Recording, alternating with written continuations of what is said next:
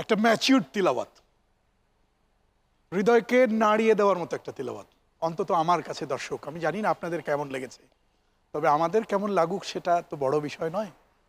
কেমন লাগলো আমাদের বিজ্ঞ বিচারকদের কাছে সেটি হচ্ছে কথা। সম্মানিত প্রধান বিচারক, আপনার চোখের পানি দেখেই আমি বুঝতে পেরেছি যে আসলে তার তেলাওয়াত কতটা ভালো হয়েছে। চোখের পানি এমন একটা জিনিস যেটা চাইলেই কেউ বের করতে পারে না। এটা অনেক মূল্যবান একটা জিনিস। তো আমি বেশি আনন্দিত আজকে যে বাংলাদেশে কারি যারা আছেন তার মধ্যে ফরিদপুর অঞ্চলের কারি কিন্তু কম।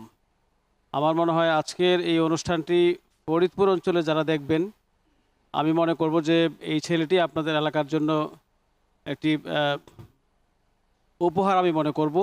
এবং আমি চাই যে সাইয়েদ আহমেদ, তুমি শুধু ফরিদপুরের না, তুমি গোটা বাংলাদেশের, গোটা পৃথিবীর মানুষের প্রিয় সাইদ হবে ইনশাআল্লাহ আগামীতে। তোমার জন্য শুভকামনা থাকলো।